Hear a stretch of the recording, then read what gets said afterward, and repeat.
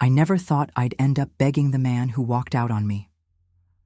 But that night, as my 5-year-old daughter looked at me with those big eyes, pleading for the pain to stop, I knew I'd do anything. Even if it meant facing the past I swore I'd left behind. My name's Melissa Thompson. I'm a nurse, a single mom, and the only thing keeping me going is Sophie. 3 months ago, the doctor gave me the news that broke my heart. Sophie has a rare heart condition. The surgery to save her life cost $200,000, a number that might as well have been $1 million to me. I had nowhere left to turn, except to him. Richard Caldwell, my father, walked out of my life when I was 4. He built a real estate empire as the CEO of Caldwell Enterprises, trading my mom and me for a mansion, a new wife, and a life of power in Westchester. He never looked back. For 28 years, I convinced myself I didn't need him. Until now. That night, as Sophie slept, I ran the numbers for the 1,000th time. My hospital shifts barely covered our bills.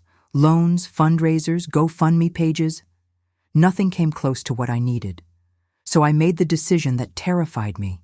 I'd go to Richard Caldwell's mansion. I'd beg for my daughter's life. I didn't know what to expect.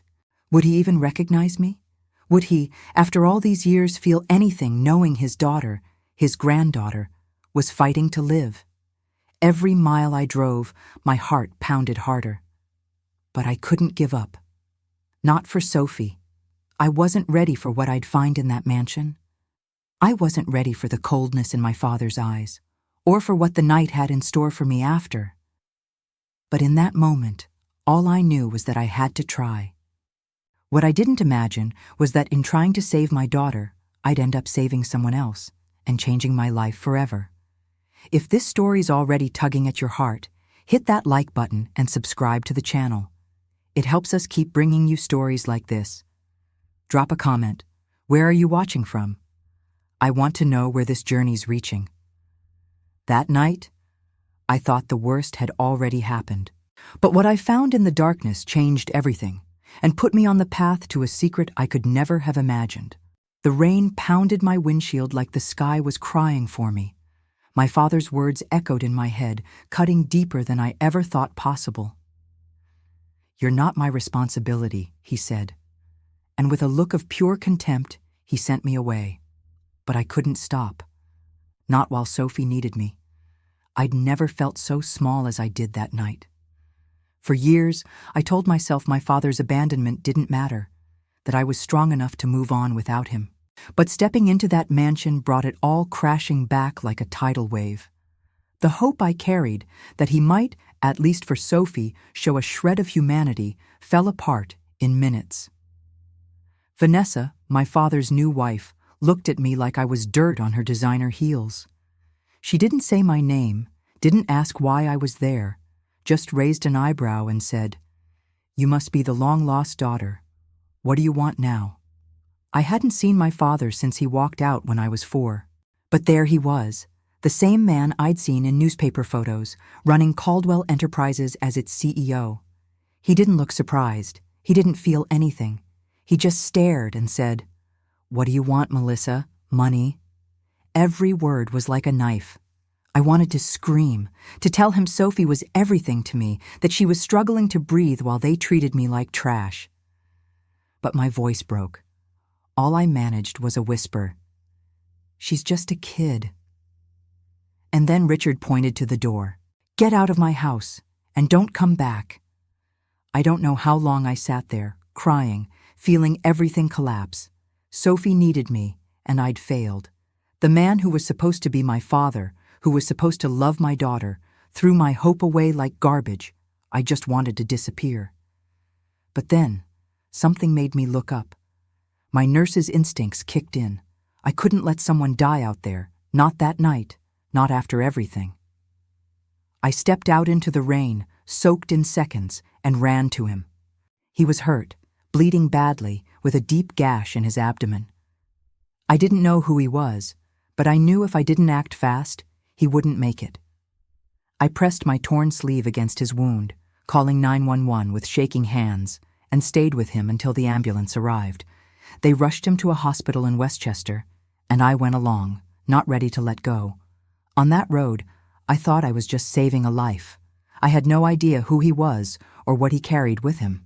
But as the sirens wailed, something inside me said that night was far from over, and that the worst, or maybe the best, was still to come. I thought I knew pain, but what happened after that night showed me that some secrets are more dangerous and more powerful than any rejection. I didn't sleep that night. The image of the man bleeding on the road, the rain soaking my clothes, wouldn't leave my mind.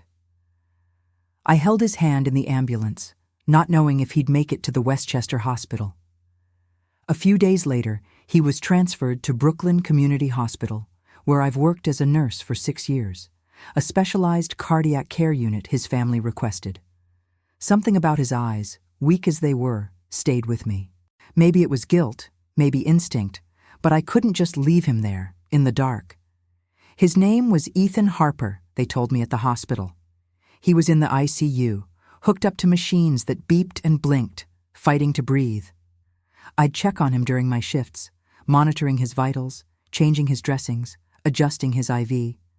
I don't know why I kept going back. He was just another patient, but something pulled me to him. Maybe because, that night, saving him was the only thing that made me feel like I still had some control. My life was falling apart. By day, I ran through the halls of Brooklyn Community Hospital, tending to patients, while my mind was on Sophie.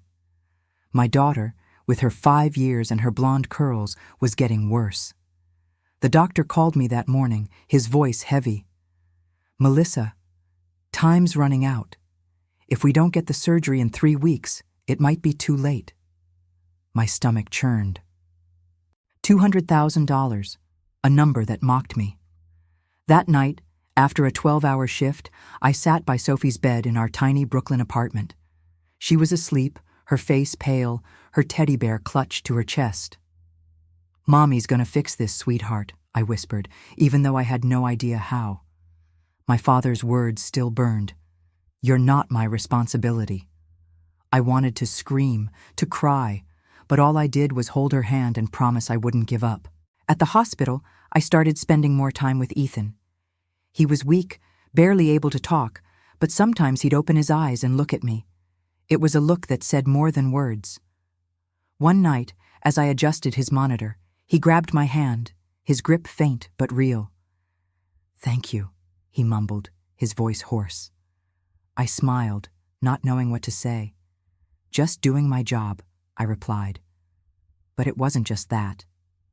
Talking to him, even briefly, felt like a moment of calm in the chaos.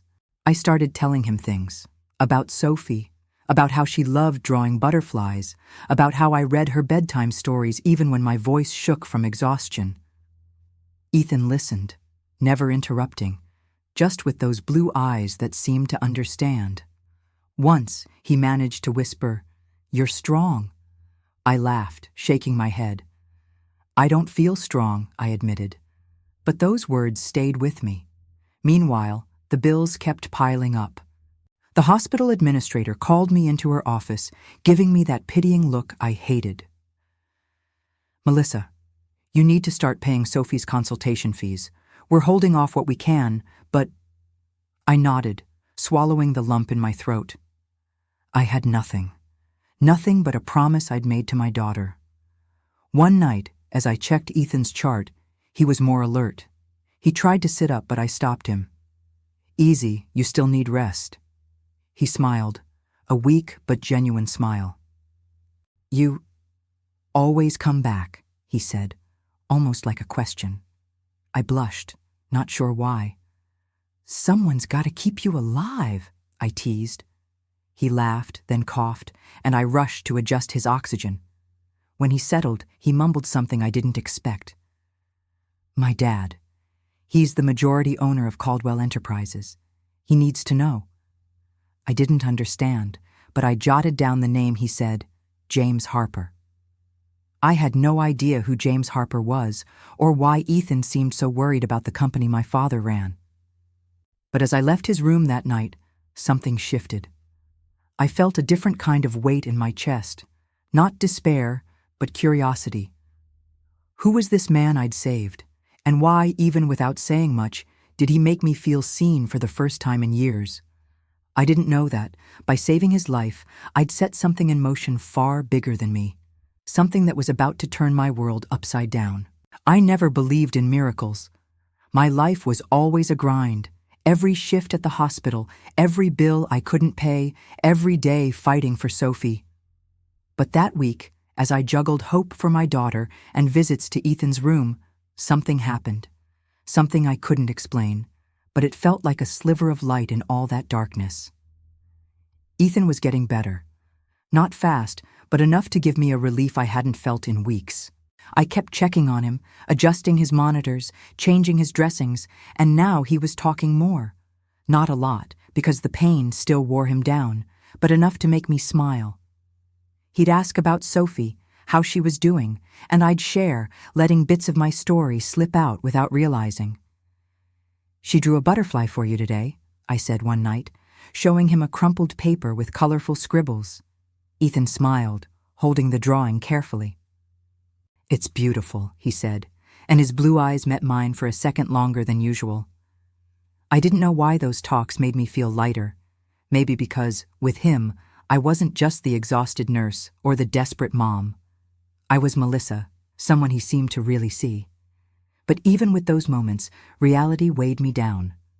The deadline for Sophie's surgery was closing in, and I had no idea how to pay for it. Every time I saw her pale face, still shining with hope, my heart broke. I'd promised her everything would be okay, but deep down I was terrified. It was one afternoon, during a shift change at the hospital, when everything changed. I was in the hallway, checking a chart, when a man approached. He was older, with short white hair and a steady but kind gaze. He wore a gray suit, but he didn't come off as arrogant like the men in my father's world. "You're Melissa Thompson?" he asked, his voice calm but commanding. I nodded, confused. "I'm James Harper, Ethan's father, and the majority owner of Caldwell Enterprises." My heart skipped a beat. Ethan had mentioned his dad and the company, but I didn't expect to meet him like this, out of the blue. James asked to talk privately. In a quiet corner of the hallway, he looked me in the eye and said, "You saved my son's life." I shook my head, trying to say it was just my job, but he went on. "I know what you're going through, Melissa. Ethan told me about your daughter, Sophie." My stomach dropped. I hadn't shared much with Ethan, just pieces, but he must have put it together. "I know you need help with her surgery," James said, and I felt my face burn with shame. "Please, Mr. Harper, I don't want charity," I started, but he raised a hand, gentle but firm. "It's not charity, it's gratitude. You brought my son back to me. Let me help your daughter." He pulled an envelope from his pocket and handed it to me. My hands shook as I opened it. It was a transfer receipt, $200,000, sent straight to the hospital, covering Sophie's surgery. I couldn't hold back the tears. "Why?" I asked, my voice breaking. James smiled, a tired but honest smile. "Because you're the kind of person who stops in the rain to save a stranger. That says everything about who you are." I went home that night in a daze. I called the hospital, and the administrator confirmed. The payment was processed. Sophie's surgery was scheduled for the next week. I sat by her bed, watching her sleep, and cried like I hadn't in years. It wasn't just relief. It was like, for the first time, someone had seen me. Someone had chosen to help me without asking for anything in return. I kept visiting Ethan at the hospital. He was stronger, sitting up in bed with a spark in his eyes that wasn't there before. "You look different," he said with a half smile. I laughed, embarrassed. "Maybe because my daughter's going to be okay," I said, not mentioning his father. I didn't want him to think I was there because of the money. But Ethan grabbed my hand, like he did sometimes, and said, "You deserve this, Melissa, and so much more." I didn't know what he meant, but I felt a warmth I hadn't felt in a long time. Something was nagging at me, though. When James mentioned he was the majority owner of Caldwell Enterprises, my heart stopped. I knew it was my father's company, where he held court as CEO. I didn't know how James was connected to Richard, but Ethan, even in his weakened state, seemed to know something. One night, as I adjusted his IV, he mumbled, "My dad. He needs to know about the company, about what's going on." I frowned, confused. "What's going on?" I asked, but he just shook his head, exhausted. I had no idea what he was talking about, or why my father's company was on Ethan's mind. But as I left his room, with Sophie's butterfly drawing still in my bag, a chill ran through me. Something was coming, something bigger than I could imagine. And for the first time, I felt like I wasn't alone to face whatever it was. I'll never forget the day Sophie opened her eyes after the surgery. Her little face, with those blonde curls falling over her forehead, seemed to glow with a life I was afraid I'd never see again. She held my hand, weak but smiling, and said, "Mommy, it doesn't hurt anymore." I cried, hugging her gently like she might break. The hospital, which had been a place of fear for so long, felt like a miracle that morning. Sophie was alive, and I could breathe again. But even with that joy, something inside me was still restless. I kept going back to the hospital, not just for Sophie, but for Ethan. He was doing better, out of the ICU, with a smile that could light up the room. One night, as I checked his chart, he called me over. "Melissa, sit down," he said, his voice stronger than ever. I sat, confused, and he looked into my eyes like he was gathering courage. "I need to tell you who I am." I wasn't ready for what came next. Ethan took a deep breath and said, "I'm Ethan Harper, son of James Harper, the majority owner of Caldwell Enterprises." My heart stopped. Caldwell Enterprises, where my father was CEO. The air felt heavy, like the world was about to collapse again. "You know my father?" I asked, my voice shaking. Ethan nodded, his eyes serious. "I know who he is, and I know he's not what he seems." I didn't want to talk about Richard, not after everything, but something in Ethan's voice made me listen. He told me that before the assault, he'd been digging into irregularities at the company, fake contracts, siphoned money, accounts that didn't add up. "I didn't have solid proof," he said, "but I knew your father was at the center of it." I felt a lump in my throat. "He rejected me," I admitted, almost in a whisper. "I asked for help for Sophie, and he threw me out like I was nothing." Ethan took my hand, and for the first time, I saw anger in his eyes. "He doesn't deserve you, Melissa. Or Sophie." I didn't know how to process it. My father, the man who abandoned me, wasn't just cruel. He was a criminal. Ethan looked at me, dead serious. "My dad needs to know this. He'll do what's right." I nodded, not sure what to say, but feeling something big was coming. Days later, James Harper came back to the hospital.